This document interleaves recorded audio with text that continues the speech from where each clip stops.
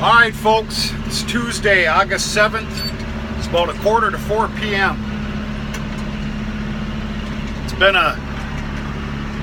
been one of them days. In fact, it's been one of them days I kind of forgot about you. My half apologies. I made some mistakes. I'm going to share them with you.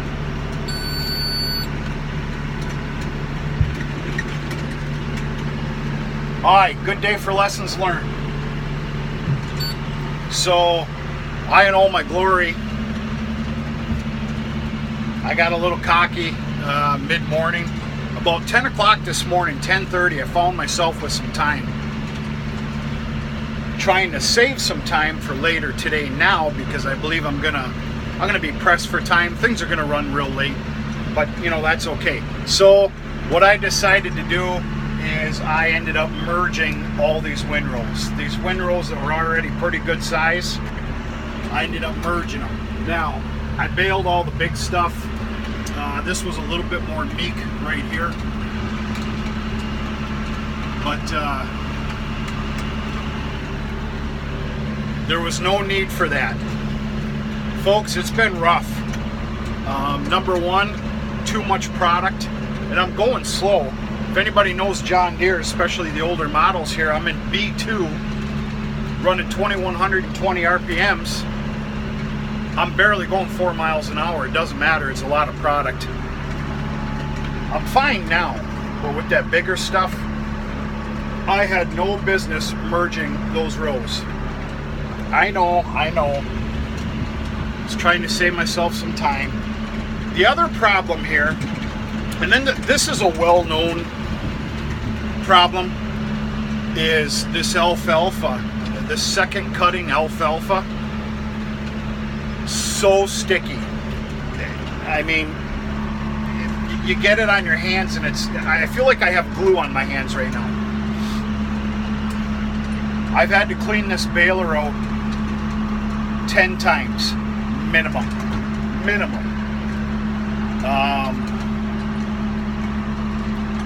So that didn't add to the fun very much, but it is what it is.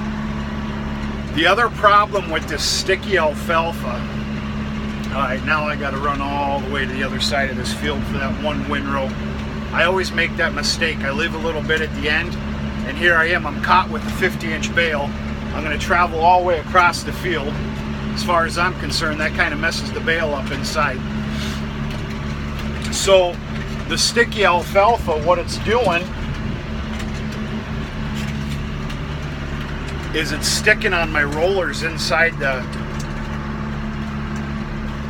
round baler, which of course has made me clean it, thoroughly clean it, shut it off, shut the tractor off, PTO, the safety hydraulic cutoff and everything. I said 15 times, that's a lie. I promise you 12. So it's been a little rough. The other problem with the sticky alfalfa is, I'm going to show you in 2 seconds. It gets caught on my rollers, and I'm going to show you what it does.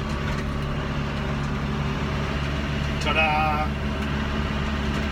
Now, I'm not crying the blues too bad, because this is getting film wrapped and it'll form itself, so to speak. I'm at the end here, folks. Let's see if we can get it. We're not gonna.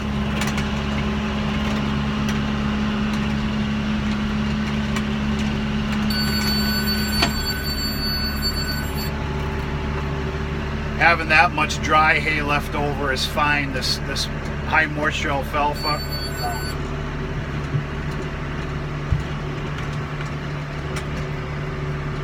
So yeah, I've baled 41 bales, which is another huge surprise.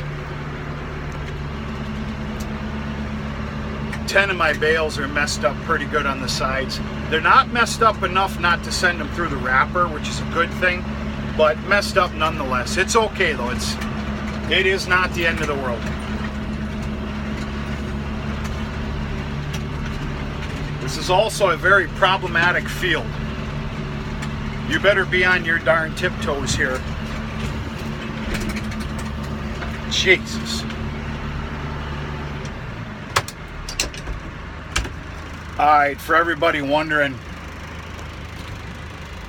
the last bit of product that went in the baler, it wasn't enough for me to try and wrap it a little bit and shoot it out, because it won't. So what I'm going to end up doing is I'm going to bring it back inside the baler, bring it to the farm, which is just up the road. I'm not worried about it heating up. And I'm just going to kick it out loosely, and it's going to go to the steer lot, which there's probably the equivalent of about maybe 1 or 2 square bales in there worth of high moisture alfalfa. So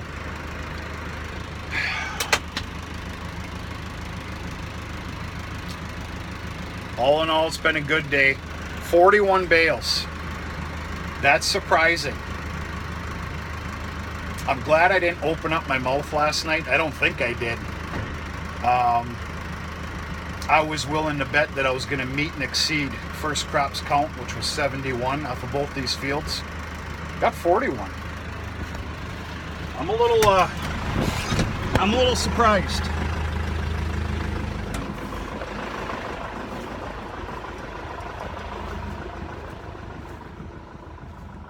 Another problem with this field and all the jerky and hills and little valleys, and this field took a heck of a beating with rain last year. I mean, there's gullies and little rain river everywhere.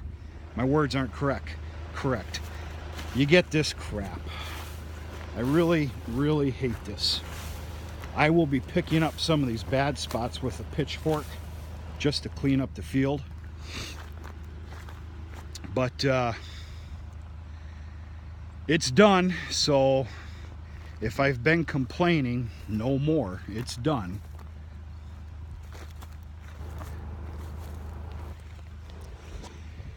Yeah, lessons learned. This really sticky second crop. Number one, I had no business merging the rows. That's on me. I did know better, but I guess I got a little cocky. I don't know. Things have been going too good. The other one is a second crop, sticky alfalfa. Yeah, you gotta watch it. Nature of the beast. You're just gonna have to get out and clean the baler. I have to, and that's all right. Big deal. It adds to your timeline, though. You better account for it, because I got hours to go here yet. I got to do chores yet, which is pretty minimal these days, for the most part, and see if I can help out a little bit to the neighbor farm that's doing baleage as well right now, so that I can grab the wrapper when completed, bring it here, and then I have to wrap all these bales. So I do have some good help coming this evening, actually in a little bit. My good buddy and neighbor, and one of the gentlemen that helped me out this past Saturday, Ryan, he's gonna hook up to the wood wagon, which is in the weeds there, and he's gonna start transporting these bales over to the smaller field. A lot of you probably think that doesn't make a lot of sense, Ben. You got more bales in this field than the other one. Yeah, that's true, but here's the deal. Number one, this field drifts real bad because of some of these hills and whatnot. Number two, this would be a very nice place to stack bales, but that gets extremely drenched with runoff water in the spring. Three, you see where my tractor is right now? That's the entrance to the road. It's tricky, folks. You better be ready to brake on a dime or hit those gears fast. So it's worth the extra time and effort to take all these bales over to the other field where the other pile is. So that's what's being done. Other than that, really nothing else to say here, except for I got to go try and find a couple bales as well. I lost 2 of them. One went down this hill, and I did my darndest to make sure that it wouldn't. It did anyway. Not only did it jump the ditch, it did a little Dukes of Hazzard up the ditch, onto the road, and on the other side. So I got to go fish that thing out of the swamp. And then I lost another one this side of the ditch I got to go get. So yeah. Okay, that's about all I got. Stay tuned. I'm sorry, folks, but I got alfalfa all in my nose. I got it in my eyes all bloodshot. Stay tuned for a little wrapping video of some kind here later on. I'll make and post it. And other than that, the only other thing I have to tell you and a little bit of news is there's a few head of new cattle coming to the farm tomorrow. It's supposed to be tomorrow, so I'm not going to say anything more. We'll just we'll leave it at that. Folks, gotta go. Talk to you sooner than later.